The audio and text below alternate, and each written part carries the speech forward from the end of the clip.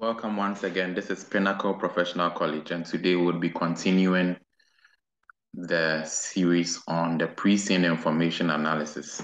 If you haven't looked at previous episodes, please do so. This is part 5 of the 5-part series of the case on Bazar Stores Company Limited. So if you haven't checked the other episodes out, please do so. Go onto the channel and just search Bazar and it should come up. So let's go on. In our previous episode, we talked extensively about human resource. We discussed human resource strategy, and we talked about, the selection process of Bazar Company Limited and whether it's extensive enough to be able to get the right candidates into the organization. Now, let's move on to page 5. So we are continuing, right? We are continuing.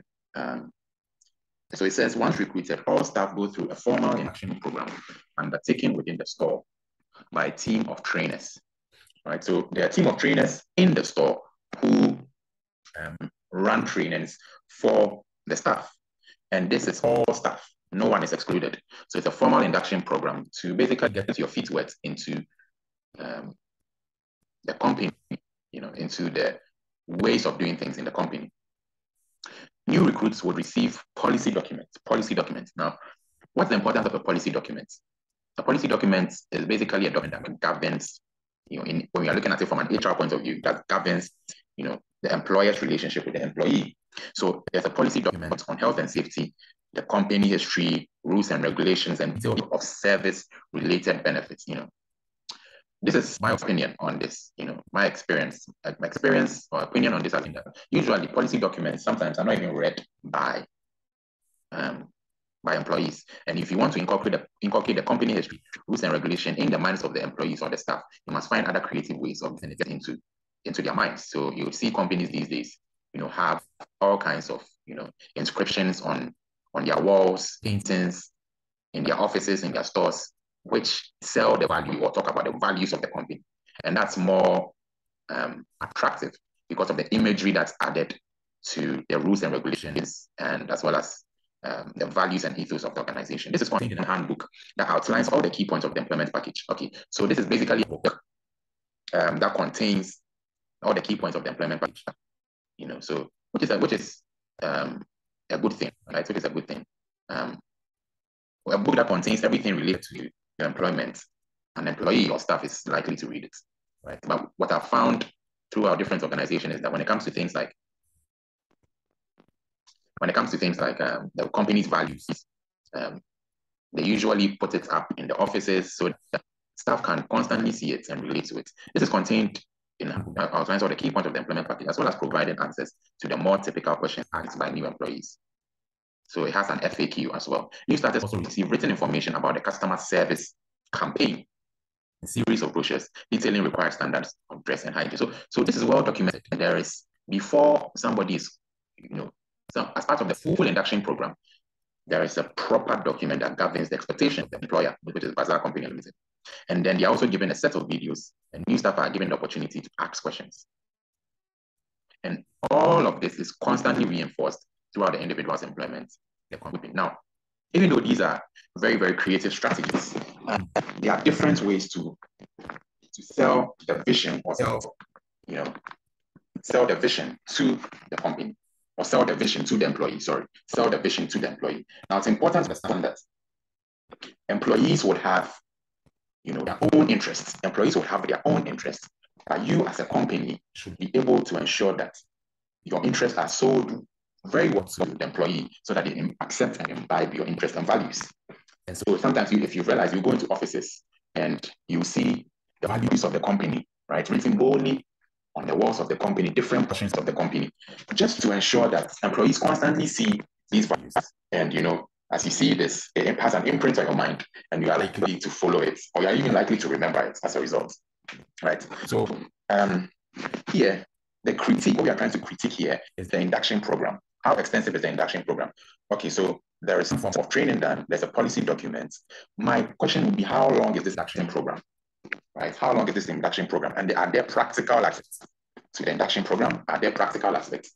Because don't forget that when we are talking about the hiring process, one of the things we recommended were situational tests, where you put the staff in situations where they're supposed to serve a customer and observe them on how they react, right? So situational test. So here I would want to know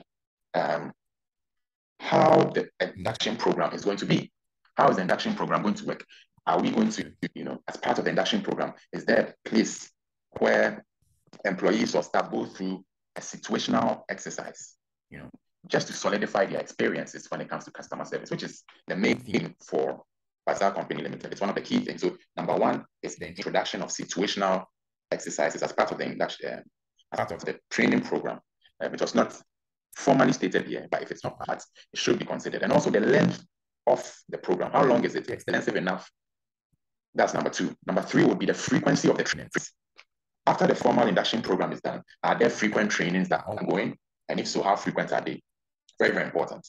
Very, very important. So these are some key issues that you need to understand to be able to go through the human resource side of things when it comes to Bazar Company. Now, let's move on to corporate governance. Now, what is corporate governance? First of all, corporate governance is basically how a company is administered or run. How a company is administered or run. Very, very simple definition, right? How a company is governed, right? So here you are looking at, the structure within the organization, the hierarchy within the organization, and the people or the individuals who are involved in running the organization. What are their experiences? What are their qualifications, etc.? So Mr. Sushil, the current board chairman and son of the founder, Agrawal Sheriff of Indian descent, but naturalized in Ghana, has little appreciation and or respect for corporate governance, best practice system of organizational management. Wow. So here we are seeing a huge problem. So the board chairman has no respect or appreciation for corporate governance. Corporate governance is a key thing when it comes to organization. So to not have appreciation for it is a problem, and it's a huge weakness and flaw. And this is why we see that the structure of Bazar Company Limited is a bit, it's a bit problematic in the sense that, it might be too centralized and authoritarian. So if you haven't watched my videos on corporate governance, I've done tons of videos on it. Please watch them, and it will be very, very beneficial to you. So first of all, Mr. Sushil is Indian, so he has an Indian background, and he's working in Ghana, set up a business in Ghana. So you have a foreigner who is working in Ghana. So it means that you need to understand the needs of the locals, be able to, be able to adapt to the needs of the locals, be able to even understand your employees because you would employ locals and all of that. So there are corporate governance best practices, right? Corporate governance best practices. And it's important that Mr. Sushil or Mr. Sheriff will know this, right? When it comes to corporate governance best practices, I might not want to go into detail. But I will talk about a few, right? A few corporate governance best practices.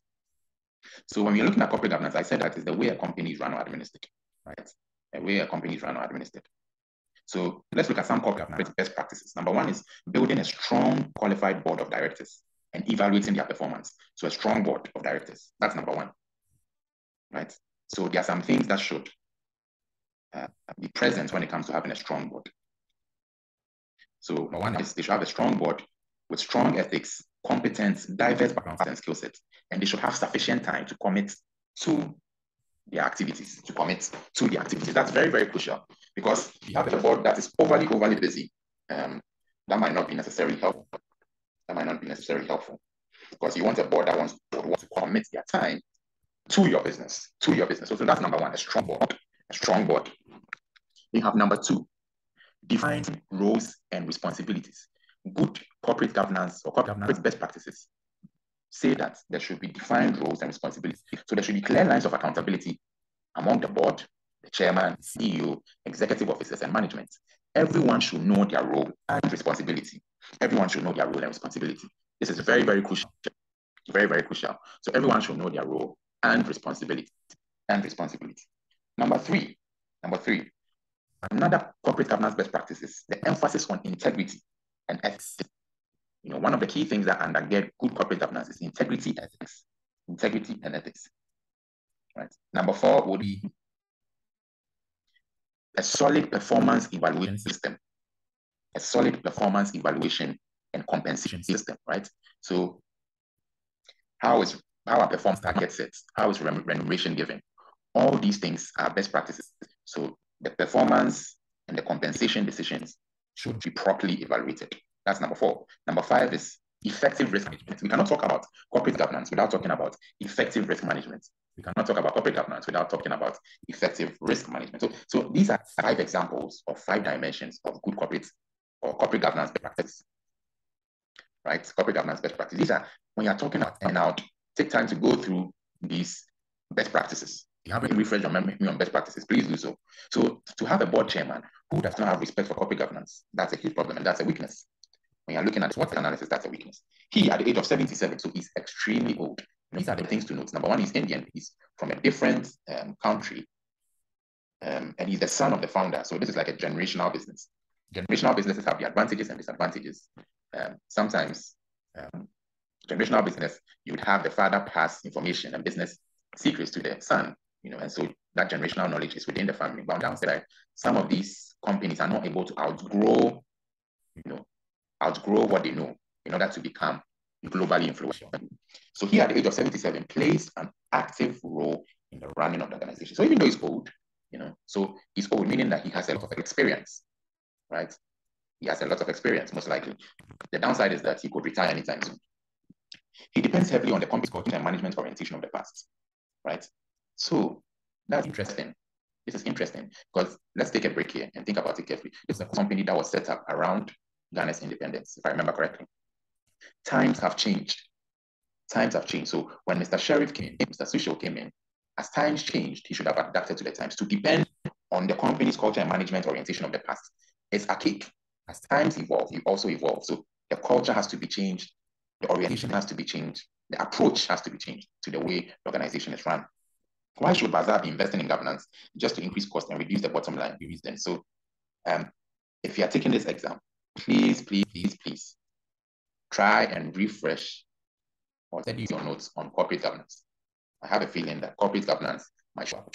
Please look into corporate governance. Why should Bazar be investing in corporate governance? Just to increase cost and reduce bottom line reason. So Mr. Sheriff is just looking at corporate governance purely from a financial point of view. And he does not know that the investment into corporate governance has enormous returns. He's not looking at the potential upside that comes from corporate governance. He's really looking at the costs and how it's going to impact their bottom line. Right? So this is the wrong assumption. And for a board chairman to be thinking this way, that's totally wrong. And it's going to trickle down across the organization. It's going to trickle down across the organization. So this is quite interesting. Getting the information is getting more and more interesting. The only non-family senior management member, the Director of Finance and Operations. So when you look at the senior management, one of the things you want in your board of directors is diversity, right? And there's only one non-family senior management. So all of them are family members. So there is a propensity for consensus bias because the family members might agree with each other. Even though the decisions they are taking are wrong, you would want diversity. You would want opposing views, because it's opposing views and discussions that you come to accurate and correct decisions. So the only non-familiar senior management member. So I would highlight that because you'd want diversity on the board. So this is some form of lack of diversity. The Director of Finance and Operations is a man who quite strongly disagrees with this assertion by the board chairman. So clearly you can see that the Director of Finance is not happy because this assertion is totally wrong and I agree with the Director of Finance in that regard. The board chairman likes to share the humble beginnings of the business and prefers to use the word grocer rather than supermarket. So what am I picking here? I'm picking here that the board chairman is still stuck in the past. This is a company that does not want to evolve, does not change. So they are using old terms, old way of doing things, an old management orientation, an old company's culture that might not be working. So this board chairman is stuck in the past. And when the chairman is stuck in the past, it's a huge, huge weakness. He explains this philosophy as a no-nonsense approach to retailing, shunning hype and gimmicks in favor of plain selling. Interesting. So P has a philosophy which comes across as very autocratic, authoritarian, because I talked about different management styles. If you haven't watched my video on that, it's in the part 1, the part 2. Go watch it. It's very, very important. Different management. So this comes across as more authoritarian, hard, militarian kind of approach. Despite Mr. Sushil's, so just think about it. The backtrack. If the Director of Finance is to convince Mr. Sushil for some reason, right? What will be the advantages of corporate governance? So let's say the Director of Finance has a meeting with the board chairman, convincing the board chairman that, hey, corporate governance is a good thing and you need to buy into it. right? The director of finance will need to know the advantages of corporate governance. So that will be something I want to know going into the exam. What are the advantages of corporate governance? What are the advantages of corporate governance? So number one, a typical advantage is it helps solidify internal controls in an organization. It helps to improve top-level decision-making. It encourages positive behavior in the organization. It helps to better strategically plan. There are several advantages. It also helps to reduce fines and penalties, because if your company is not governed properly, you are likely to make errors, and which would lead to penalties. So these are all advantages of corporate governance, right? So Mr. Susho should look beyond the impact on the bottom line, because there's a potential upside. Despite Mr. Susho's sheriff, the board chairman's misconception, standards of corporate governance are high thanks to the strong conviction of the director of finance. Okay, so that's a good thing, right? That's a good thing. Even though the board chairman has a huge misconception, right? Has a huge misconception. It is clear, it is very clear that the director of finance is committed to it, and so standards of corporate governance are very high. Bazar recognizes that creating sustainable shareholder value depends on the full understanding of the impact on society and the responsible management of the business in a manner consistent with the organization's value and principles. So here you are looking at stakeholder management, right? And the different stakeholders that affect or impact or influence business.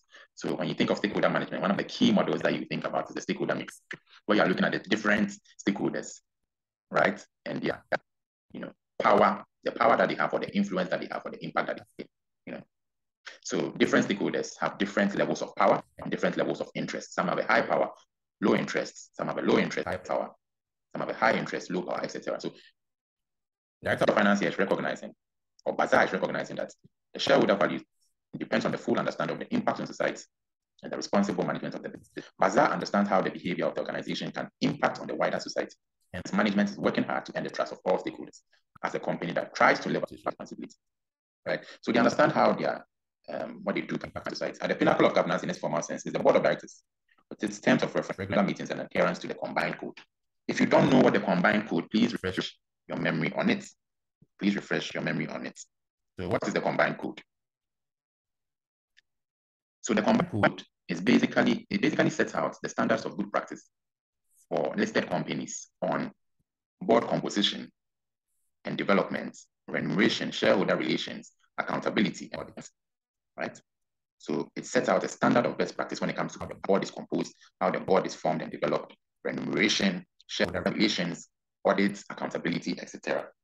So please read more on combined code. Reporting to the board are several committees with particular responsibilities relating to governance and control, as well as the management of the company's operation. The head office business assurance regulates the process of internal control.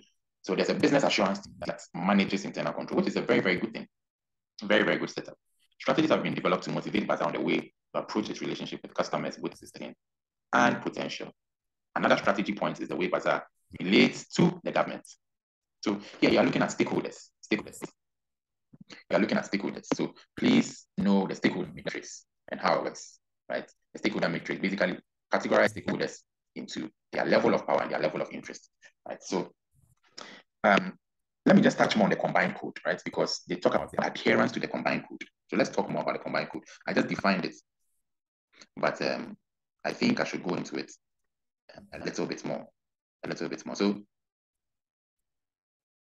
So let's talk about the combined code and the things that govern the combined code. So what are the contents, or what are the dimensions, or what are the components of the combined code? Number one is leadership. So let's talk about leadership, right? Basically, what we are saying here is that every company should be headed by an effective board. The board should be effective, it should be diverse, and the leaders on the board should have the requisite skills and experience to be able to run the company. And there should be clear division of responsibilities, right? There should be clear division of responsibilities. So that's on the leadership front. So there's an acronym that I use for the combined code. It's RREAL. When I finish, I'll explain it. Number two is the effectiveness. The board and its committee should have the appropriate balance of skills, experience, knowledge to enable them to discharge their duties. So the board should be diverse enough to accommodate different skills, experiences, right?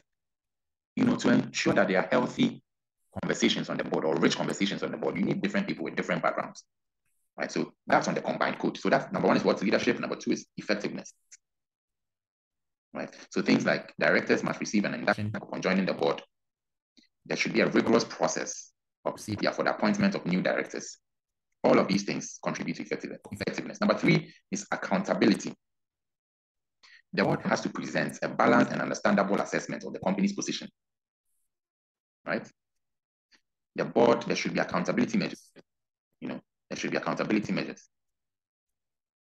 So there should be sound risk management and internal control systems.